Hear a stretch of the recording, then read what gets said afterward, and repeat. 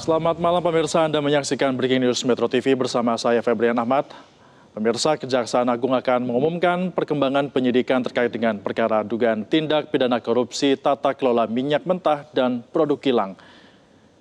Ini adalah situasi terkini di Kejagung yang sesaat lagi akan mengumumkan terkait dengan kasus dugaan korupsi tersebut yang kalau kami dapatkan informasi dari rekan kami jurnalis Metro TV yang berada di lokasi, rencananya Kejagung akan mengumumkan sejumlah tersangka yang akan diumumkan pada malam hari ini.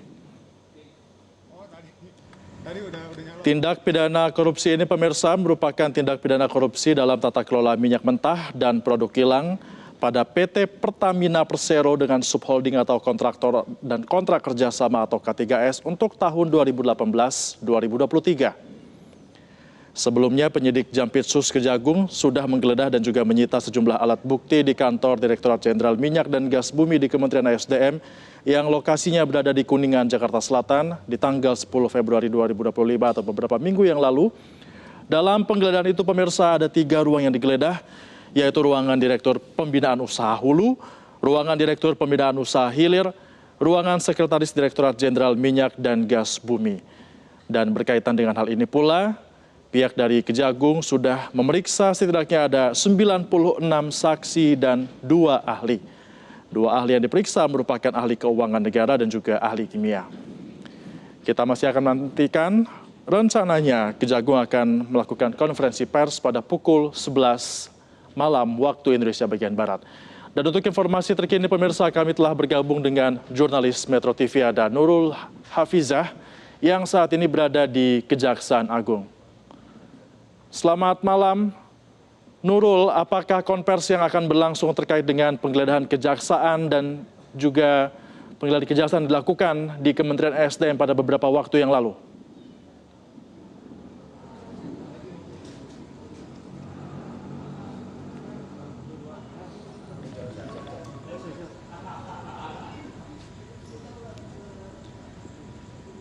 Baik, kami masih mencoba untuk menghubungi rekan kami.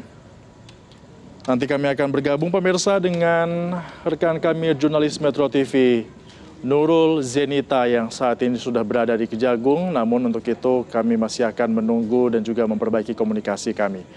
Sebelumnya pemirsa, kasus ini telah diperiksa oleh Kejaksaan Agung dengan melakukan penggeledahan serta menyita sejumlah alat bukti di kantor Direktorat Jenderal Minyak dan Gas Bumi Kementerian SDM di Kuningan, Jakarta Selatan. Dan inilah dia pemirsa, kita akan dengarkan bersama bagaimana konferensi pers yang akan digelar langsung oleh Kejaksaan Agung terkait dengan kasus korupsi ini.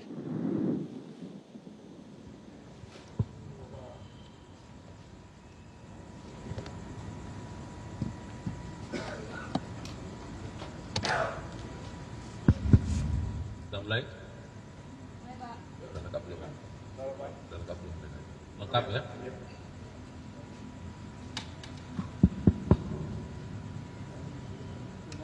Baik, Assalamualaikum warahmatullahi wabarakatuh.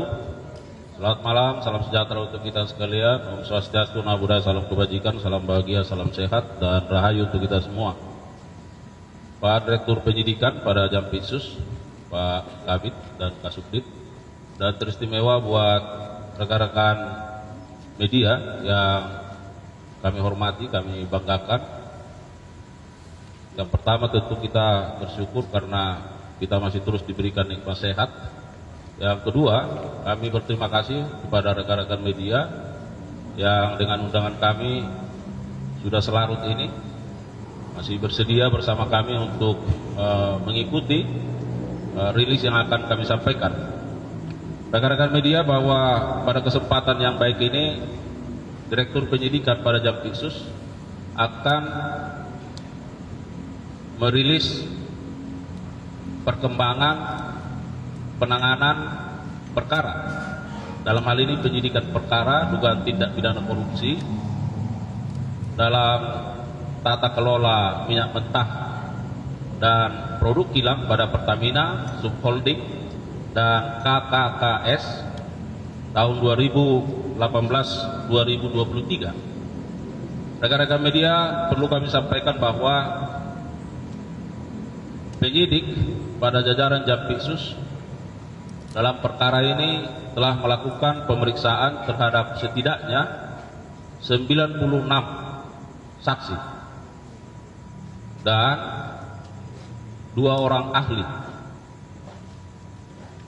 Dan pada hari ini ada beberapa orang yang dipanggil dan dibawa oleh penyidik dan dilakukan pemeriksaan sebagai saksi di Kejaksaan Agung. Dan dari hasil pemeriksaan terhadap beberapa orang tersebut yang dilakukan oleh penyidik, maka penyidik berketetapan menetapkan 7 orang saksi menjadi tersangka. Dan penyidik juga pada jajaran Jampitsus berketetapan melakukan penahanan terhadap 7 orang tersebut. Tentu secara rinci akan disampaikan oleh Direktur Penyidikan. Satu hal yang ingin kami sampaikan pada kesempatan yang baik ini, bahwa tentu kita harapkan ke depan BUMN kita seperti Pertamina tentu akan mengalami banyak perubahan ke arah yang positif, khususnya terkait dengan tata kelolanya, sehingga Pertamina akan memberikan kontribusi terbaik bagi kesejahteraan rakyat. Rekan-rekan media, tentu seperti apa rilis yang akan disampaikan oleh penyidik pada Jampitsus, kita simak bersama. Direktur Penyidikan akan menyampaikan perkembangannya. Direktur Penyidikan, kami persilakan. Terima kasih. Assalamualaikum warahmatullahi wabarakatuh.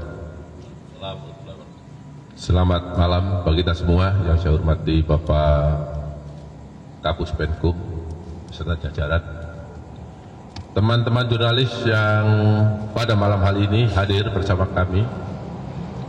Langsung saja saya akan menyampaikan perkembangan penanganan perkara terkait penyidikan dugaan tindak pidana korupsi dalam tata kelola minyak mentah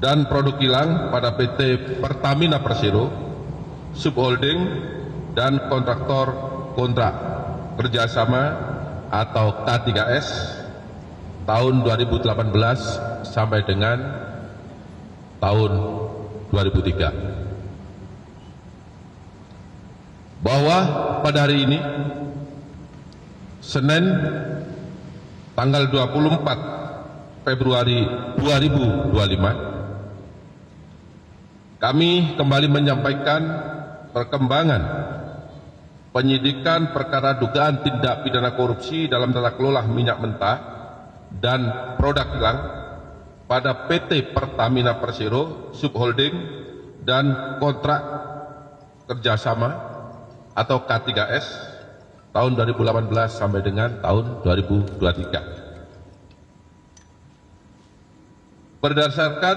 surat perintah penyidikan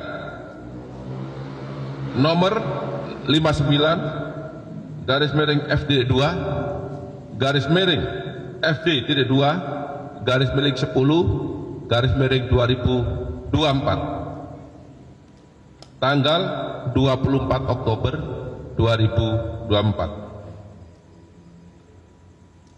Berdasarkan perkembangan penyidikan tersebut, tim penyidik menyimpulkan dalam ekspos perkara bahwa telah terdapat serangkaian perbuatan tindak pidana korupsi yang dapat merugikan keuangan negara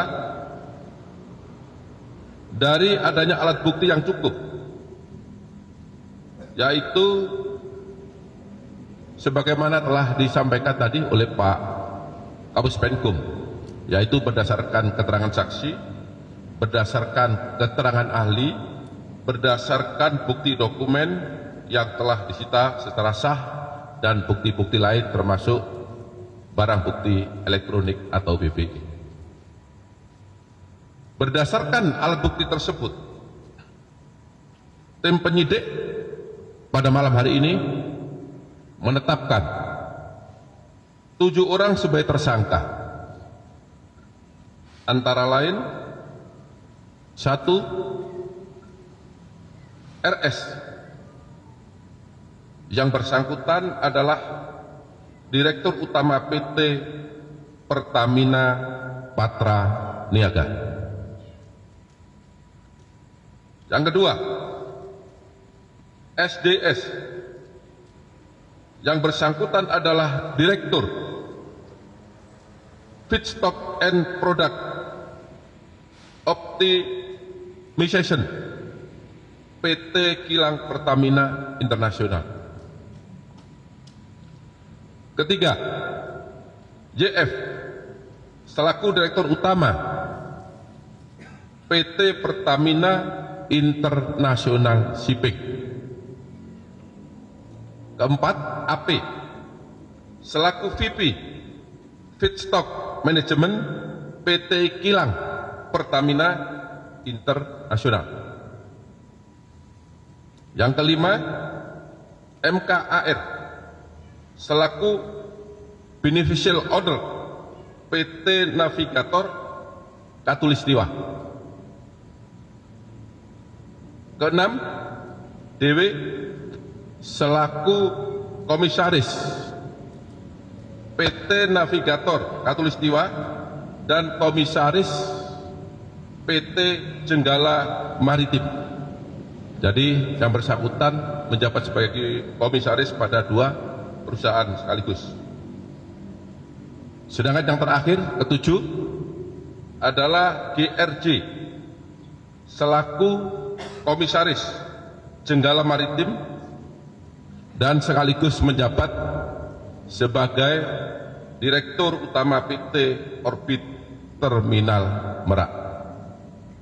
Itulah 7 tersangka yang telah ditetapkan oleh penyidik pada malam hari ini berdasarkan alat bukti yang cukup.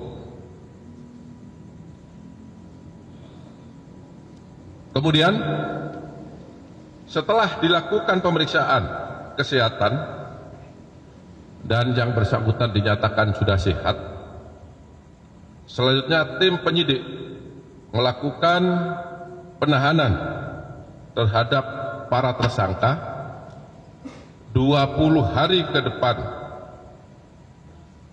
terhitung sejak hari ini tanggal 24 Februari 2025 berdasarkan surat perintah penahanan. Yang pertama, surat perintah penahanan nomor 14, kemudian surat perintah penahanan nomor 13, surat penahanan nomor 12, surat perintah penahanan nomor 15, surat perintah penahanan nomor 16, surat penahanan nomor 17, dan surat perintah penahanan nomor 18 garis miring F.2 garis miring FD.2 garis miring 02 garis miring 2025 tanggal 24 Februari 2025. Adapun kasus posisi akan saya sampaikan sebagai berikut. Bahwa pada periode 2018 sampai dengan periode 2023, pemenuhan minyak mentah dalam negeri seharusnya wajib mengutamakan pasokan minyak bumi dari dalam negeri. Dan Pertamina wajib mencari pasokan minyak bumi yang berasal dari kontraktor dalam negeri sebelum merencanakan impor minyak bumi sebagaimana diatur dalam pasal 2 dan pasal 3 Peraturan Menteri ESDM nomor 42 tahun 2018 tentang prioritas pemanfaatan minyak bumi untuk pemenuhan kebutuhan di dalam negeri. Namun berdasarkan fakta penyidikan yang didapat, tersangka RS, SDS dan AP melakukan pengondisian dalam rapat optimalisasi hilir atau OH yang dijadikan dasar untuk menurunkan produksi kilang sehingga produksi minyak bumi dalam negeri tidak terserap seluruhnya. Dan pada akhirnya pemenuhan minyak mentah maupun produk kilang dilakukan dengan cara impor. Pada saat produksi kilang minyak sengaja diturunkan, maka produksi minyak mentah dalam negeri oleh K3S sengaja ditolak dengan fakta sebagai berikut. Produksi minyak mentah oleh K3S tidak memenuhi nilai ekonomis, padahal harga yang ditawarkan oleh K3S masih masuk range harga HPS. Yang kedua, produksi minyak mentah K3S dilakukan penolakan dengan alasan spesifikasi tidak sesuai dengan spek. Namun faktanya minyak mentah bagian negara masih sesuai dengan spek kilang dan dapat diolah atau dihilangkan kadar merkuri atau sulfurnya. Jadi kerjasama antara pemerintah dengan pihak K3S, kontraktor kontrak kerja pelaksana ini, ada bagian minyak yang sebagian K3S dan sebagian negara atau Pertamina dengan kualitas yang sama berdasarkan persentase yang telah disepakati. Pada saat produksi minyak mentah dalam negeri oleh K3S ditolak dengan dua alasan tersebut, maka menjadi dasar minyak mentah Indonesia dilakukan ekspor. Jadi bagian K3S tadi karena ditolak dengan alasan tidak sesuai dengan spek, harganya tidak sesuai dengan HPS, maka secara otomatis bagian K3S harus diekspor ke luar negeri. Untuk memenuhi kebutuhan dalam negeri, maka kilang Pertamina Internasional melakukan impor minyak mentah dan PT Pertamina Patraniaga melakukan impor produk kilang. Harga pembelian impor tersebut apabila dibandingkan dengan harga produksi minyak bumi dalam negeri, terdapat perbandingan komponen harga yang sangat tinggi atau berbeda harga yang sangat signifikan. Jadi saya perjelas, pada saat K3S mengekspor bagian minyaknya karena tidak dibeli oleh PT Pertamina, maka pada saat yang sama PT Pertamina mengimpor minyak mentah dan produk kilang. Selanjutnya, untuk kegiatan pengadaan impor minyak mentah oleh PT Kilang Pertamina Internasional dan produk kilang oleh PT Pertamina Patraniaga diperoleh fakta adanya perbuatan jahat atau mens rea antara penyelenggara negara, yaitu tersangka SDS, AP, RS dan JF bersama dengan demut atau broker, yaitu tersangka MK, DW dan GRJ, sebelum tender dilaksanakan dengan kesepakatan harga yang sudah diatur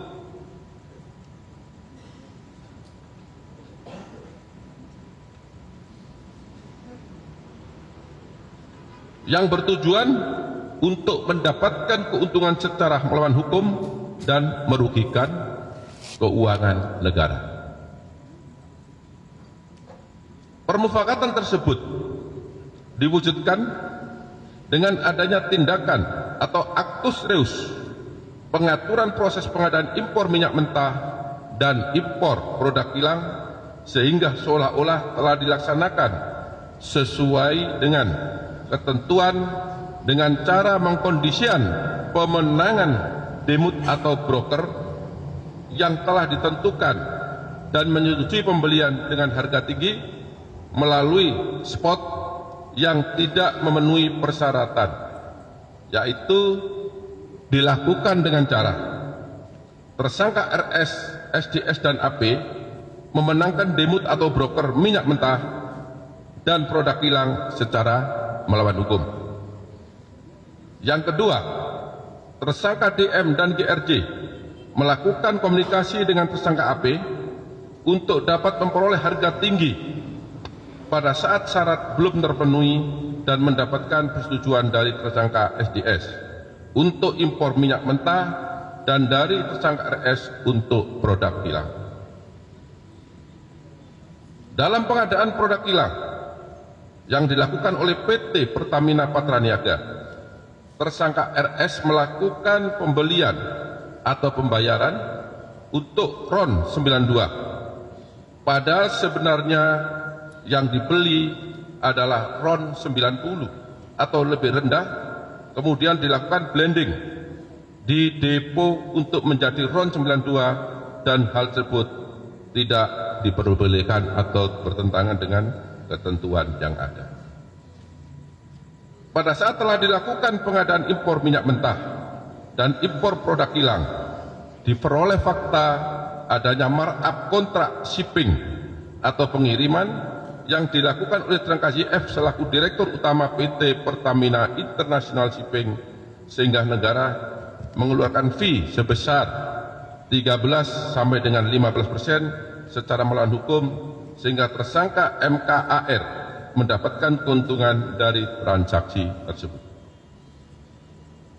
Pada saat kebutuhan minyak dalam negeri mayoritas diperoleh oleh produk impor secara melawan hukum, maka komponen harga dasar yang dijadikan acuan untuk penetapan HP atau harga indeks pasar, bahan bakar minyak untuk dijual kepada masyarakat menjadi mahal atau lebih tinggi, sehingga jadikan dasar pemberian kompensasi maupun subsidi bahan bakar minyak setiap tahun melalui APBN. Adanya beberapa perbuatan melawan hukum tersebut telah mengakibatkan adanya kerugian keuangan negara sekitar 197 triliun yang bersumber dari berbagai komponen. Yang pertama, kerugian ekspor minyak mentah dalam negeri, kemudian kerugian impor minyak mentah melalui demut atau broker, kerugian impor BBM melalui demut atau broker, kerugian pemberian kompensasi, dan kerugian karena pemberian subsidi karena harga minyak tadi menjadi tinggi.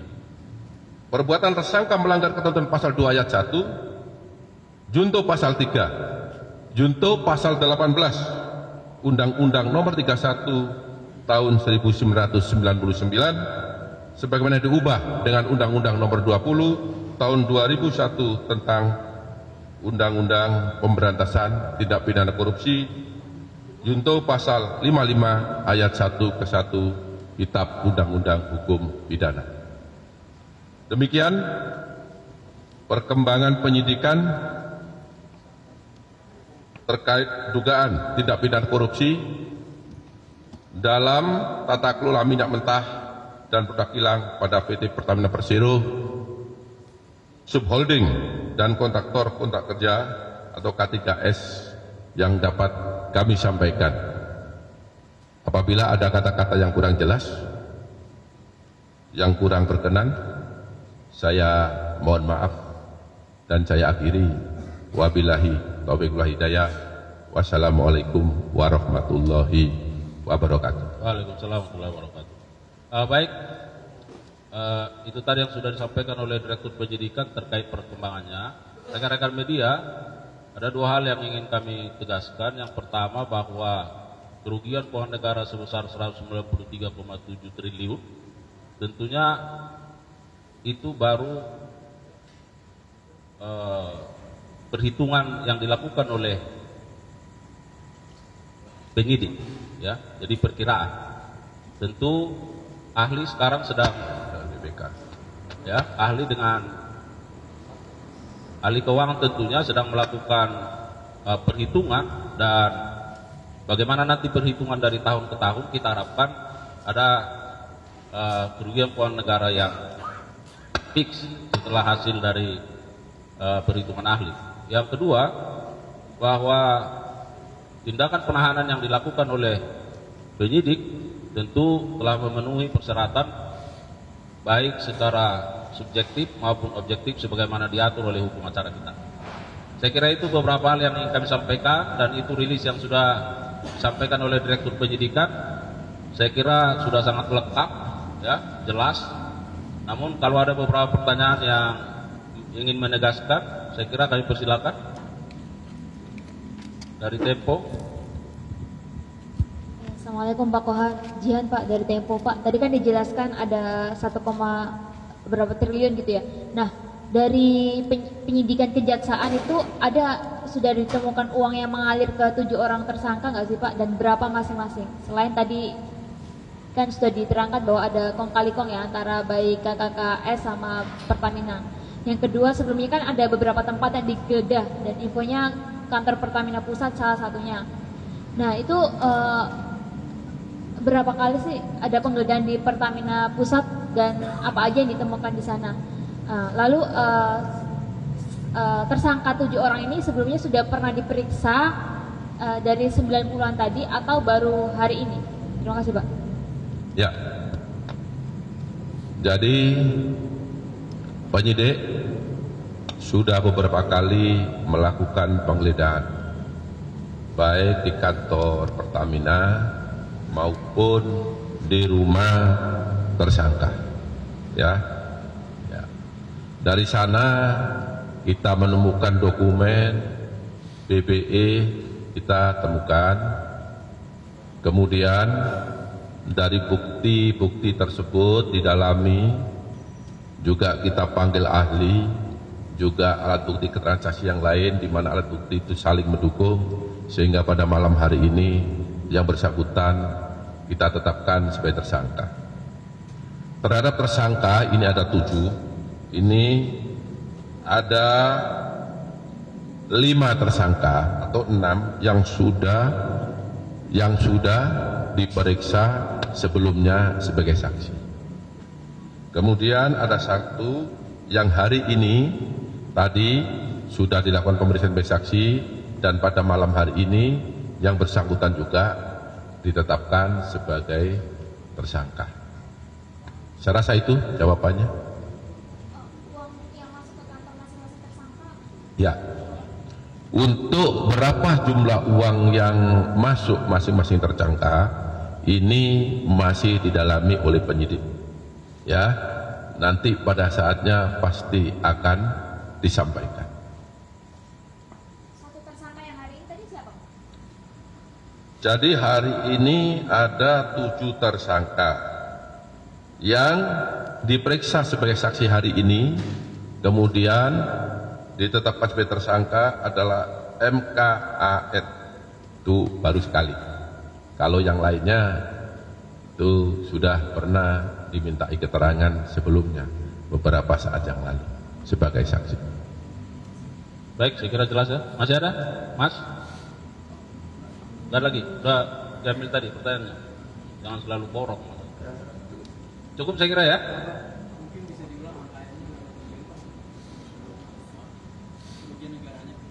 193,7 triliun. Jadi saya pertegas sekitar 197 triliun, dan karena ini selama 5 tahun 2018 sampai 2023 nanti finalnya akan kami sampaikan ya, setelah penghitungan oleh audit BPK sudah selesai ya. Yang pasti kami sudah gelar perkara dengan BPK, sudah kami tuangkan dalam risalah hasil ekpos, sehingga di sana ditemukan kerugian keuangan negara. Ya, saya saja cukup. 193,7. Ya, saya kira begitu ya. Baik, sekali lagi terima kasih buat rekan-rekan media, terima kasih Pak Dirdik dan jajaran Dan saya kira ini sangat istimewa karena sudah larut malam ya, tapi rekan-rekan media terus memberikan kontribusi yang baik untuk mendukung institusi Adiaksa menuju ke arah yang lebih baik. Sekali lagi terima kasih dan mohon maaf kalau ada kekurangan. Billahi taufiq wal hidayah. Wassalamualaikum warahmatullahi wabarakatuh. Terima kasih ya.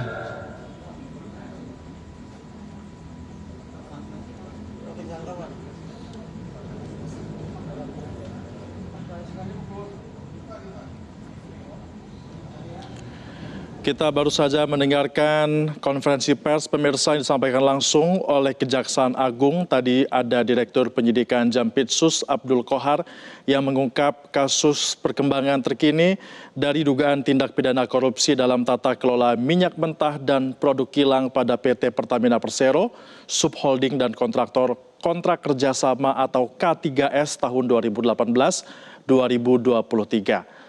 Kejagung telah memeriksa 96 saksi dan 2 ahli, dan di hari ini ada beberapa orang yang dipanggil dan diperiksa penyidik di Kejaksaan Agung dan langsung ditetapkan sebagai tersangka. Ada 7 orang saksi yang sudah menjadi tersangka, statusnya beralih dari saksi menjadi tersangka, kemudian kerugian negara yang diakibatkan dari dugaan korupsi ini adalah mencapai 193,7 triliun rupiah. Dan masih akan berkembang karena sampai dengan saat ini tim penyidik masih terus menghitung berapa finalnya dari kerugian negara yang diakibatkan dari kasus korupsi ini. Adapun 7 orang tersangka yang sudah ditetapkan ini, mereka akan ditahan selama 20 hari ke depan untuk proses pemeriksaan dan juga penyidikan lebih lanjut oleh tim dari penyidik Kejaksaan Agung. 7 orang ini pemirsa, mereka diantaranya adalah yang pertama berinisial RS yang merupakan Direktur Utama Pertamina Patraniaga, kemudian SDS, Direktur Feedstock and Product Optimization PT Kilang Pertamina Internasional, ada juga inisial JF yang merupakan Direktur Utama PT Pertamina International Shipping, yang keempat AP yang merupakan VP Feedstock Management PT Kilang Pertamina Internasional, kemudian yang kelima ada MKAF, yang merupakan beneficial owner dari PT Navigator Katulistiwa, dan tersangka inisial MKAF ini pemirsa merupakan tersangka yang baru diperiksa di hari ini dan juga langsung dijadikan sebagai tersangka. Yang keenam berinisial DW yang merupakan komisaris dari PT Navigator Katulistiwa dan PT Jenggala Maritim.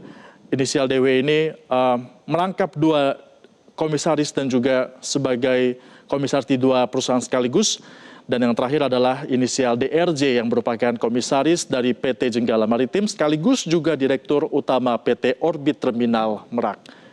Tadi juga dijelaskan pemirsa terkait dengan kasus posisi di mana ini berlangsung selama 5 tahun dari tahun 2018 sampai dengan tahun 2023, di mana ini berkaitan dengan minyak mentah yang seharusnya bisa diproduksi dalam negeri. Dijelaskan bahwa Pertamina atau PT Pertamina seharusnya bisa mencari sumber daya minyak mentah dalam negeri. Ini berdasarkan dengan peraturan Menteri ESDM yang memerintahkan untuk mengoptimalkan dan juga melakukan pencarian untuk minyak dalam negeri. Dan berdasarkan fakta dari penyidikan, pemeriksaan para tersangka dan juga saksi, diketahui bahwa tersangka RS, SDS, dan AP menurunkan produksi kilang sehingga produksi minyak bumi tidak terserap di dalam negeri. Sehingga kebutuhan kilang minyak mentah pun dilakukan dengan cara impor. Ini pun kemudian produksi minyak dalam negeri akhirnya ditolak oleh K3S karena beberapa unsur pemirsa, ada 2 tadi dikatakan. Yang pertama adalah tidak memenuhi nilai ekonomis, padahal dikatakan oleh tim penyidik bahwa sebenarnya hasil produk minyak dalam negeri ini masih memenuhi unsur ekonomis dengan harga yang wajar. Kemudian juga dikatakan K3S ini menolak produksi minyak mentah dengan alasan tidak sesuai dengan spesifikasi yang ada dan juga tidak sesuai dengan standar dari Pertamina. Padahal fakta yang didapatkan oleh tim penyidik dari Kejaksaan Agung, minyak yang diproduksi dalam negeri ini masih bisa diolah sehingga minyak mentah dalam negeri masih layak. Kemudian juga saat produksi minyak bumi oleh K3S ini ditolak dengan 2 alasan tersebut, Produksi minyak dari K3S pun akhirnya diekspor ke luar negeri, tidak jadi diserap dalam negeri. Untuk memenuhi kebutuhan minyak dalam negeri, pemirsa, yang dilakukan Pertamina kemudian selanjutnya ini adalah melakukan impor minyak mentah. Dengan demikian, ketika minyak dalam negeri dikatakan tidak sesuai dengan kebutuhan, maka melakukan ekspor, tapi di saat yang bersamaan Pertamina juga melakukan impor minyak mentah dari luar negeri. Dengan perbandingan harga yang dikatakan oleh tim penyidik tadi adalah cukup tinggi dan juga cukup signifikan, sehingga ini bisa menimbulkan kerugian bagi negara. Akhirnya dari hal itu ditemukan juga fakta mens rea antar para tersangka dan juga permufakatan jahat yang ditunjukkan dengan cara melakukan ekspor minyak mentah dan juga impor minyak kilang seolah-olah dilakukan melalui ketentuan yang sesuai dengan peraturan yang ada, yaitu dengan menggunakan broker. Dari tahapan broker inilah pemirsa, seolah-olah melalui tahapan memenangkan broker minyak mentah, para tersangka juga saling berkomunikasi untuk bisa mendapatkan harga yang disetujui oleh masing-masing tersangka untuk dapat melakukan impor minyak mentah.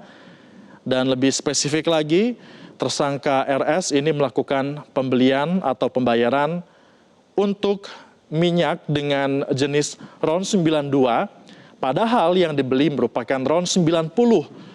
Dan RON 90 yang dibeli dengan harga RON 92 ini kemudian di-blending dengan RON 92 yang ada di dalam negeri.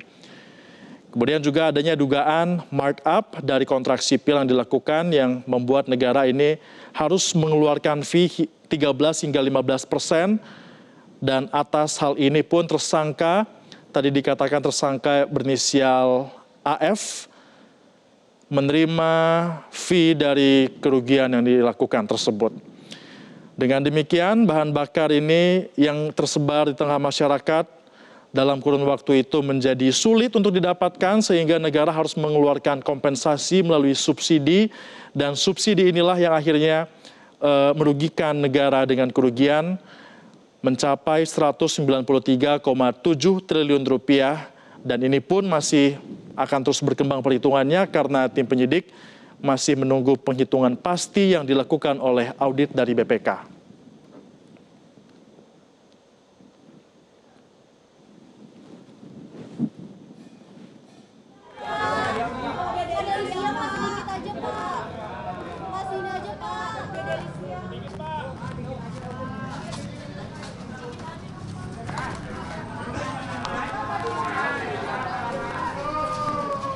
Pemirsa, demikianlah Breaking News Metro TV untuk saat ini. Terima kasih dan tetaplah bersama kami.